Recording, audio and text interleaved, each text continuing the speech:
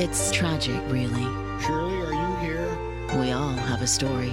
We are contacting 911 for you. A dark secret wrapped in emptiness and regret. Quite frankly, I'm glad I did it. You know. They took her life.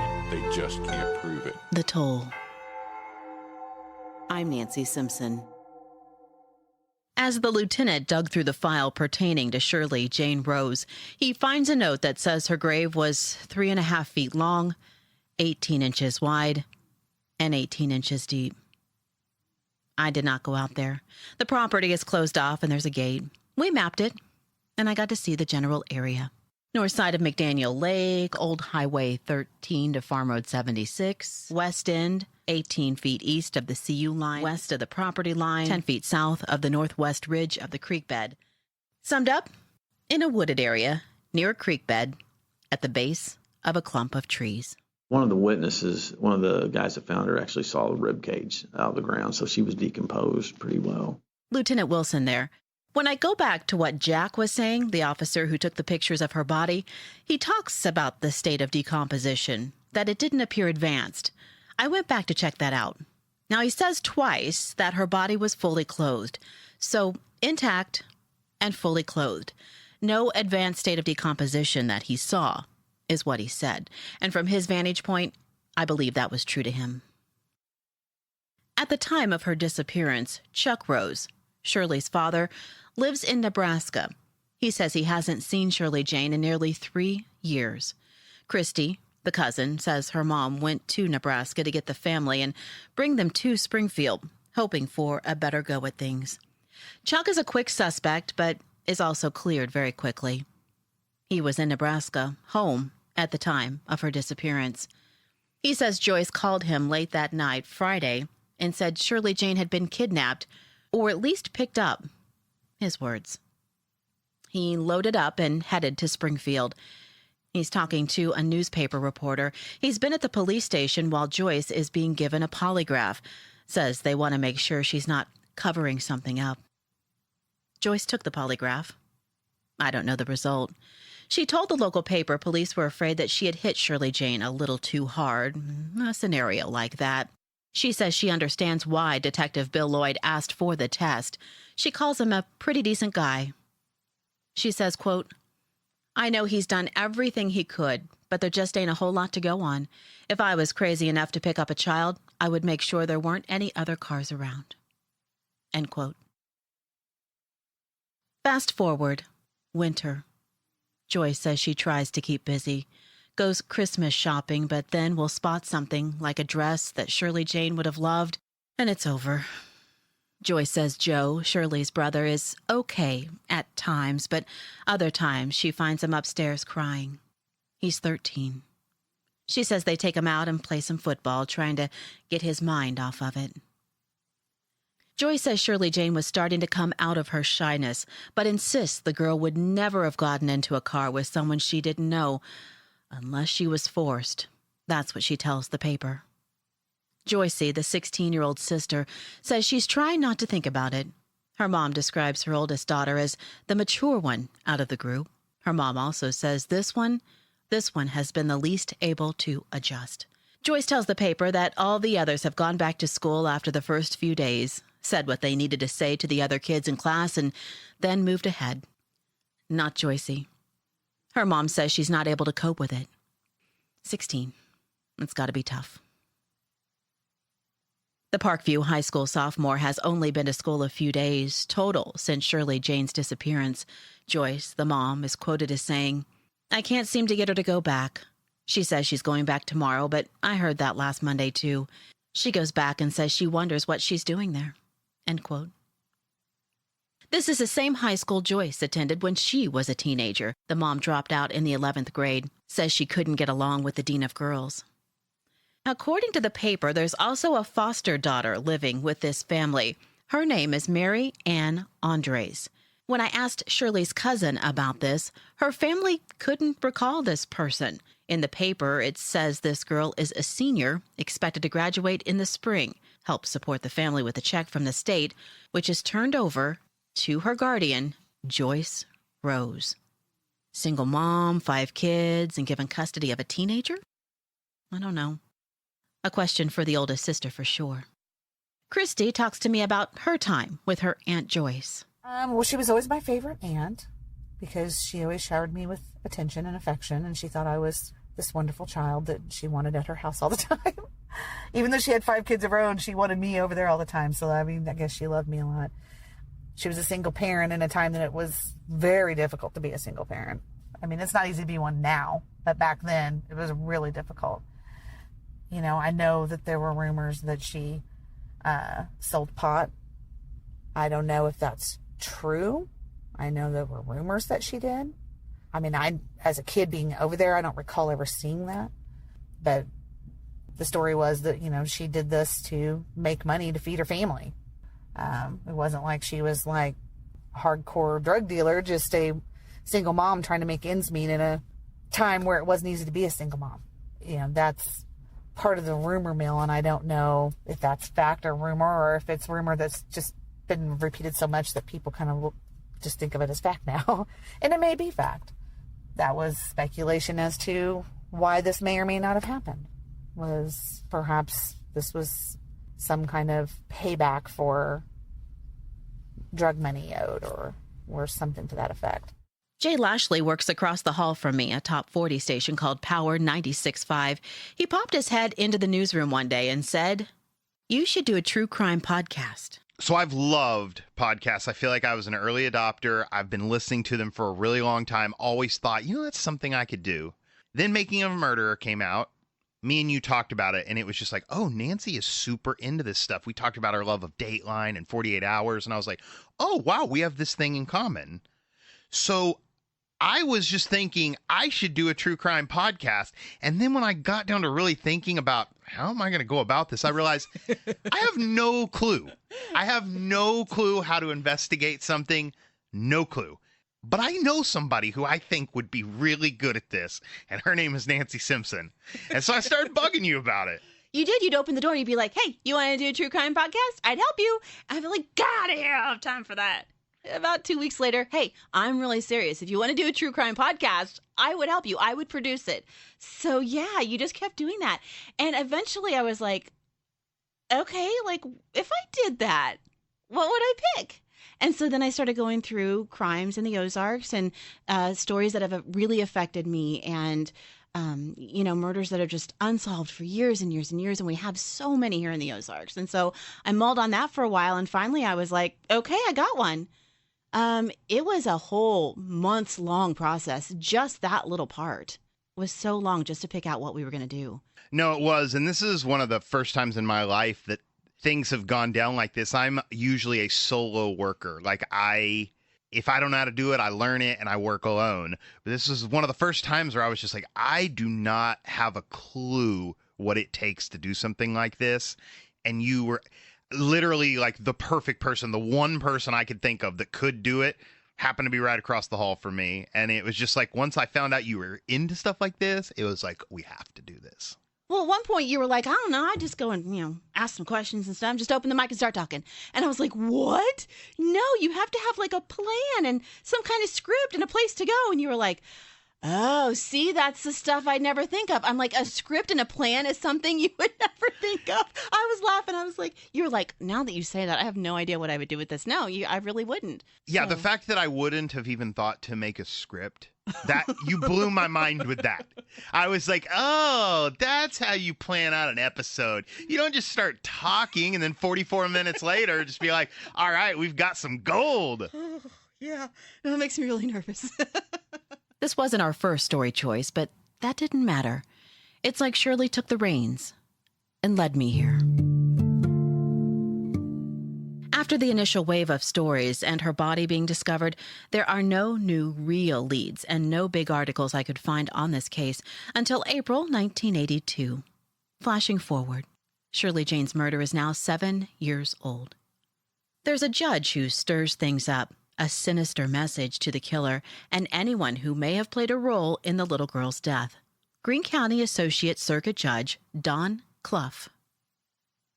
So the story goes, when he was an attorney back in 1975, he had a client who says he knew who murdered Shirley Jane Rose and could give specific details about her last minutes on Earth. He says his client wanted and started to go to police a couple of times, but backed out. Attorney-client privilege, so Clough couldn't say anything. Now it's 1982, and now Judge Clough says this former client is sick and getting ready to die. The client is still too afraid to talk to police, but says, through the judge, that he's written a letter outlining all of the details to be released when he dies. The judge, in an apparent attempt to shake out the killers, writes an open letter and sends it to the media. It's tough, not gonna lie. The first time I read it, with the connection I feel to this story, it really hit me hard. It's sickening. Judge Clough, he's still alive. Moved to Florida in his 80s, retired, travels. I tried a few times to get him to speak with me, messages and a letter relayed through his family. His son is an attorney here in town. His daughter-in-law told me the retired judge wouldn't be contacting me. Said he's over it. He's moved on and has a different life now. Okay. I reached out to his son just to make sure he didn't have something to say to add to the story. Nope. Now, I don't know how Judge Clough sounds or how he sounded back in 1982, but what I did find was a coworker with the deepest voice in our building, Austin, and asked him to read this letter and sound ominous. And with him being a daddy, I warned him, this is a tough read. I am personally going to see that you are sent to the gas chamber. I'm going to be present when they strap you in, and it's going to be the happiest day of my life. So that you know that I know exactly the way things happened. I'm going to tell you about the last minutes of Shirley Jane Rose's life. Shirley was taken to McDaniel Lake. She was told she would be killed. She was made to stand there and watch her grave being dug. She was crying. When the grave was ready, you took your bare hands and strangled her. You were not alone. There were a number of other people with you. Unfortunately for Shirley, the search for her came about so fast that you panicked and killed her. Yeah, see what I mean? Tough to listen to. Clough tells the paper right after he released the letter, he received 20 calls at home that very night, and more poured in when he got to work. He tells the paper he's not expecting miracles here, but does believe he'll have something concrete in the next couple of days. I walked Shirley Jane's path. Now, I know roads can be hard to follow here, but we have maps that can help you, give you a better understanding as you go on this journey with me. You can find them all at thetollpodcast.com.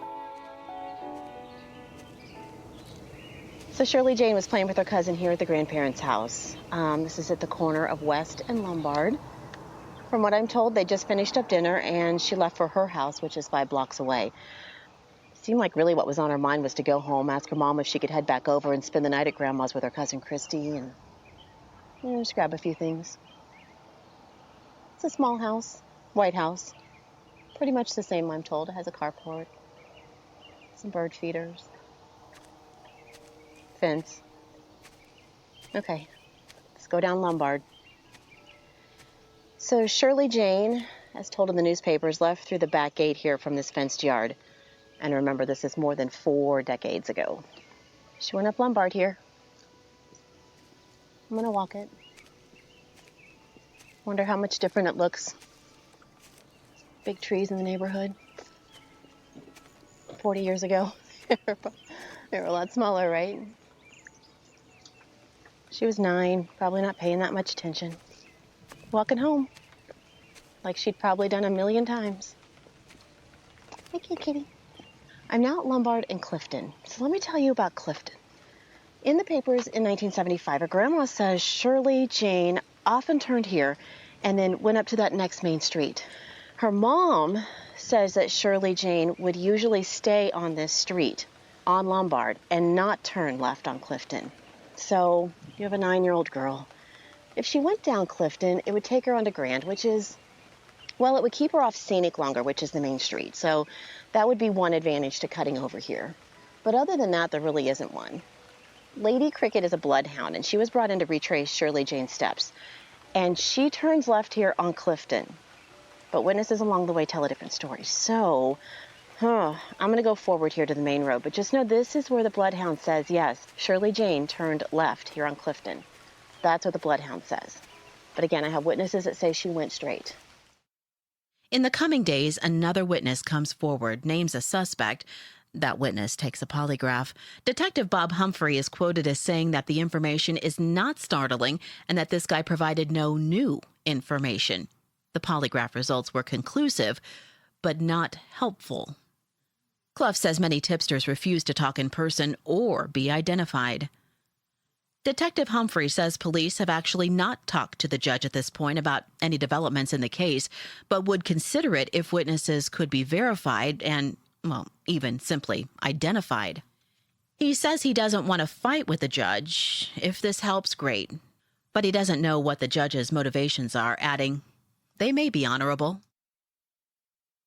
At this point, Greene County Associate Circuit Judge Don Clough says, as a judge, he's prohibited from commenting on a pending case and wants to avoid the appearance of impropriety. He says he will not be making any more public statements concerning this case. It looks like Shirley Jane's mom, Joyce, is back in the area now. She says she has mixed feelings about the judge trying to crack the case, catch a killer. She tells the paper she had a meeting with Clough and told him he had based his case on erroneous information, but adds it might work. Joyce's quote, if it was going to end, that's one thing. But to go through this publicly every year to 6 months and accomplish nothing, it's just painful. I'm not stupid. This case was the most sensational thing that happened in Springfield almost forever. To have Clough stir things up all over again with so many people being hurt by it and not have nothing, it just makes me furious. But someone may come forward, and it might work.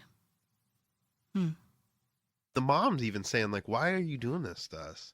But she even says it might work because he's just trying to trick people.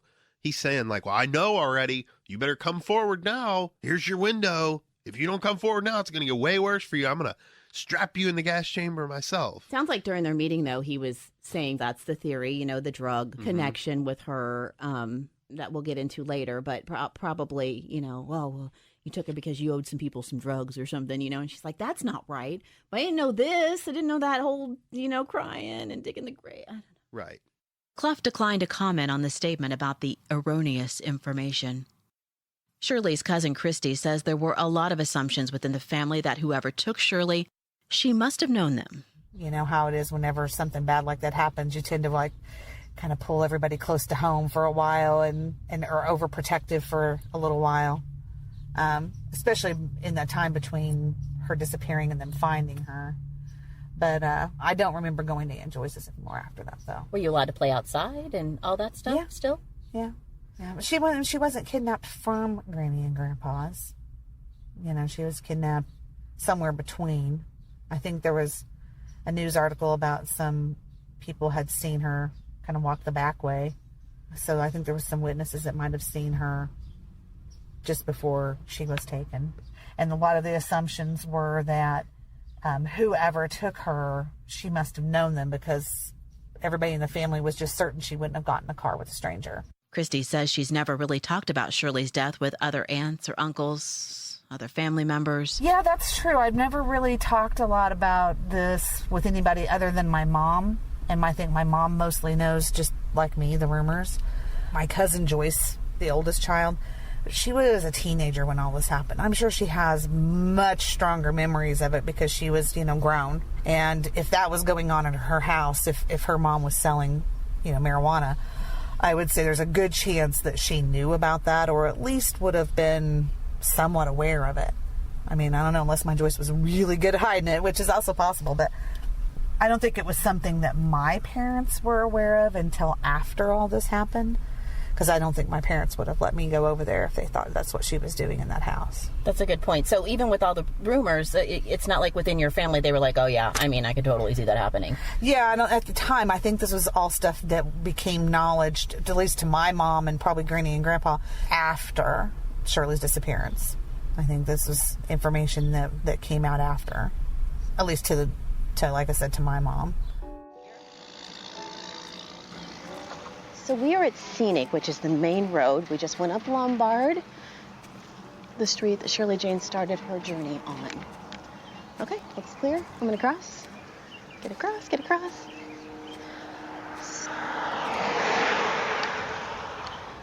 I'm at Scenic and Lombard, and that's where we find our first witness. It's October, 6:30-ish or so it is dusk.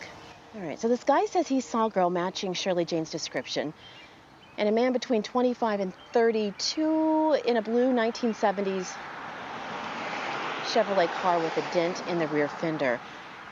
And the guy says this car was pulling up beside her. The witness says when the driver noticed that he was being watched, he took off. So an all points lookout is later put out for this car. That's where that comes from, that first report.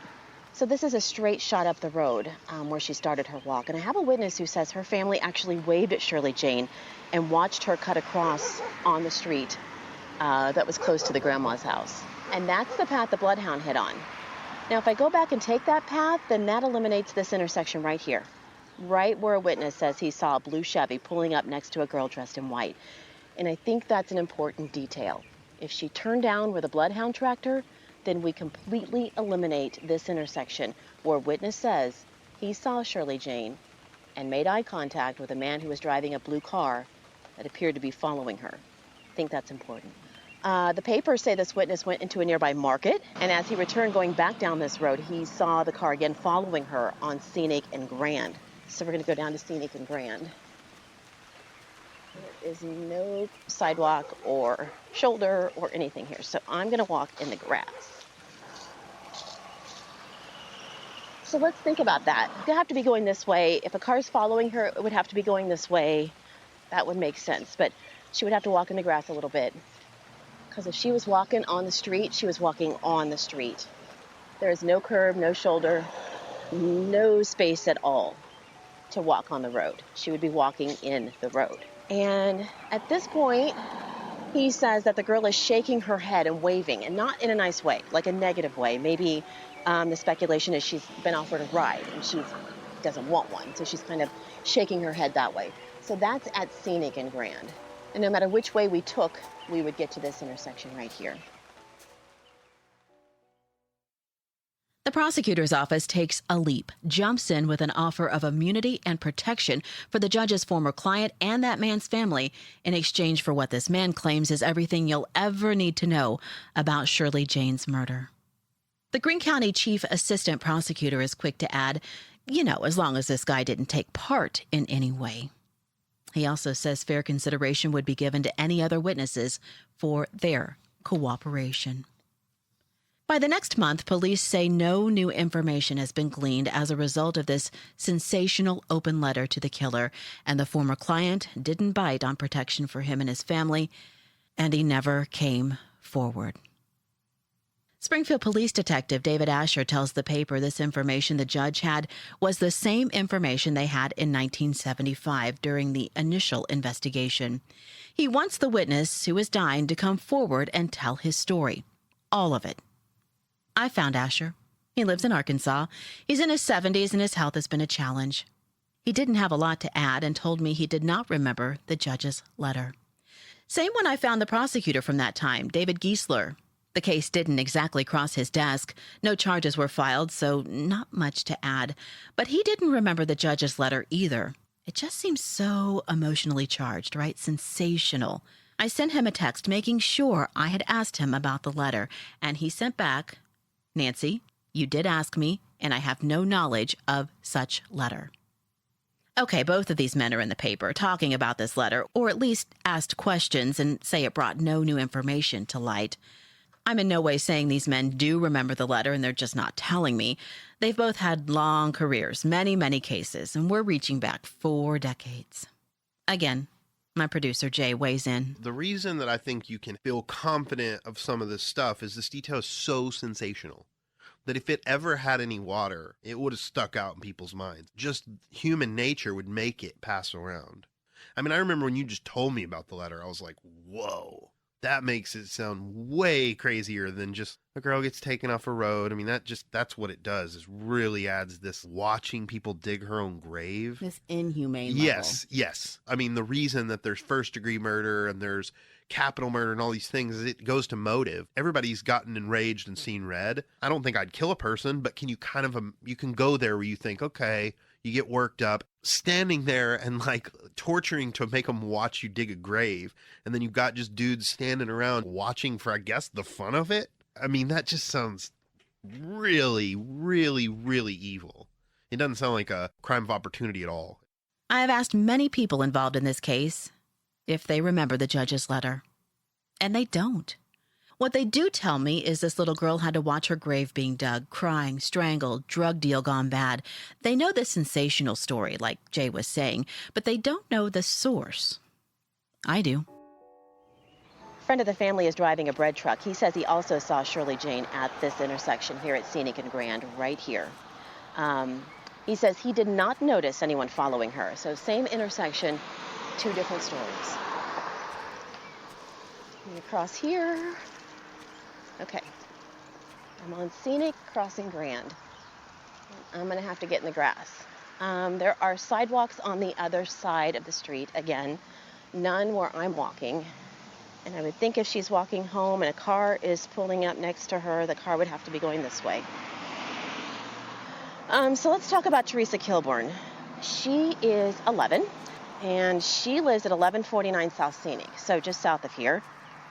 So I'm going to continue on this path.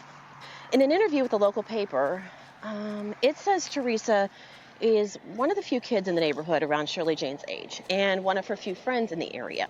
So according to the papers, we'll walk on here, Teresa had just gotten back from scout camp. She said she wasn't feeling well, and she was in the house with her mom when her dad heads out the north side of the house and headed toward his parents' house. Sounds like they lived really close. He's walking toward the main road. That's going to be Scenic, somewhere between 6:30 and 7. And he says he does not see Shirley Jane there on that main road. A few minutes later, Teresa and her mom head out that same door. And Teresa says she did see Shirley Jane standing on this main road and tells the reporter that she did not see a car following her friend. She says Shirley Jane stared at her. It appeared that Shirley Jane realized they were leaving, and so she didn't stop. She just kind of continued south on Scenic toward her home. It's quite the walk when you have to navigate ditches and walnuts. Okay, ground's a little soft too. This was a driveway right here, you can tell. Used to be a driveway. Yep, right across from there. Okay, so here we are. This is where I believe Teresa's family would have been. No house, that's all gone. This is like storage, got all kinds of plastic pipes and whistles and stuff in here. Yeah, but you can tell this is probably where the driveway is, and when I mapped it out, it was right here across from that apartment building. So, yeah, this would have been the driveway. Huh. So this is the same area where Lady Crick at the Bloodhound would later indicate that this spot is where Shirley Jane's trail actually went cold. Right here is where the dog would sniff to the middle of the driveway, throw her head up, and then begin circling around. Handlers would explain that this is the Bloodhound's way of saying the trail had stopped cold. Take a picture. And when I mapped it out on Google Maps, I was like, I think it's right here, but I mean, clearly, when you get here, this used to be a driveway. If you take that story in isolation, one moment, Teresa sees Shirley Jane, and then 3-4 seconds later, somebody throws her in a car, walking a few steps. We're just talking a few seconds. Where did the car come from? In 1982, the former prosecutor says a push by his office has resulted in some new information about the primary suspect, but still not enough for any charges. Is that Steve Fletcher? I don't know. By late that summer, a twist. Greene County Associate Circuit Judge Don Clough says he will comply with the Disciplinary Commission's order that he will not write any more letters similar to the one about the killer. The Missouri Commission on the Retirement, Removal, and Discipline of Judges. Deep breath. Important panel with a big name. Anyway, that group found probable cause to believe that Clough's letter created the appearance of impropriety. And he agreed. That did away with any formal hearing. To the paper, Judge Clough says he regrets that his strong desire to have the Rose case solved caused the appearance of impropriety. The definition, acting in an inappropriate manner. Another definition, behavior that is dishonest or socially unacceptable. That's for producer Jay. What does that mean? So there you go. That ties it all up right there. That's your red bow. For sure. He just did to get his name, the Kanye West thing. Who cares what they're saying? Just get my name in their mouth. That's a motive right there to drop suspect information that's sensational, For me, that does it. Here's the thing, though. That doesn't mean he didn't believe it. It doesn't. Yeah, he totally could have believed it. I believe that is totally possible. So if he fully believed it, then it's not wrong in the same way. And police have heard it. I don't know that they discredited the whole thing. Right. They've heard the story. Obviously, they've investigated. Mm-hmm. But whether they believed or they found people to corroborate that, I don't have access to police files. Clough says he probably should have held off until after November, the election. The investigator from Seattle, Cloyd Steiger, says this whole judge story, to him, bogus. I saw some stuff in the articles about this case that, didn't pass the smell test for me when I read them. The article about the judge who supposedly knew somebody who knew something about it. And I'm not saying that the judge didn't get this information, but with the information he got didn't pass the smell test for me. There was a plan to kidnap this kid for ransom for drug money. No. No.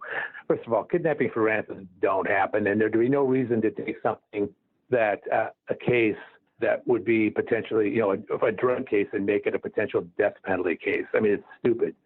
The dramatic, I told her I was going to kill her and dug a grave. That may be true, but I doubt it. This person, whoever did this, probably sexually molested this little girl, and that was the motivation for kidnapping her. It wasn't to hold her ransom. I don't even know this family had any money to pay a ransom. They weren't apparently well-to-do or famously rich family.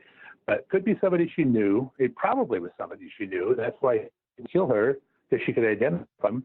Or if he's just a real sick psychopath that sexually gets excited by killing children, and there are those people. But I don't believe a second of that, just based on what I know of the probabilities. It's Occam's razor. The simplest solution is almost always the correct one.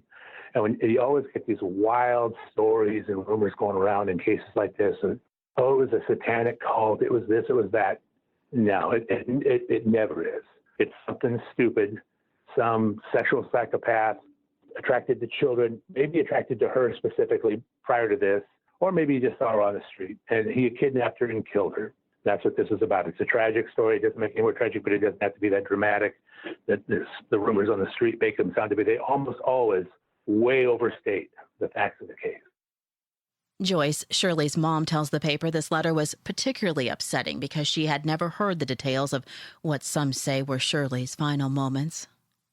Here's Joyce's quote, "I hardly know what to say. I hope this brings an end. It may possibly bring results.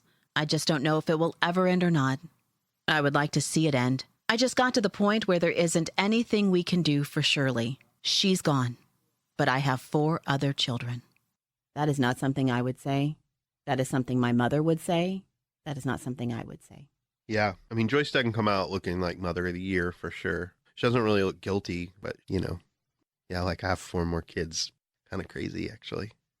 But then I'm judging a mom through her grief, and that is simply not fair.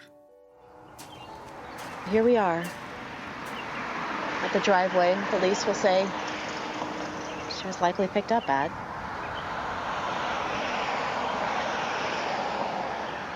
As I look south, there's a big tree, but there's her house. Her home. Did she make it home? Some say she's still there.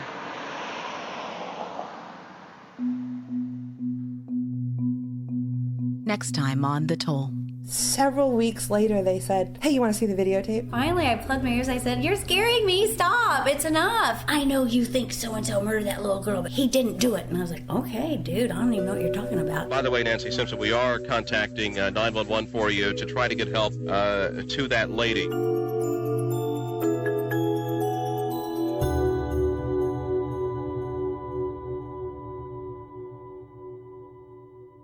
We want want to bring as much attention to this case as possible. Help us by sharing The Toll with your friends. The Toll podcast, The Path Back Home, is a production of The Toll, LLC. Co-creator and host, Nancy Simpson. Co-creator and executive producer, Jay Lashley. Technical producer and audio editor, Kat Morgan Gaines. Marketing manager, Pamela Shelby. Web design and digital creative director, Shelby Powers. Technical analyst for digital strategy, Christina Oswald. Special thanks to Eliza Blackwood, transcriptionist, and Austin Robertson, voiceover. Original theme by Jay Lashley. Additional music by FirstCom. Reproduction or use of any part of this podcast without the express permission of the Toll LLC is prohibited. Get updates at our website, thetollpodcast.com.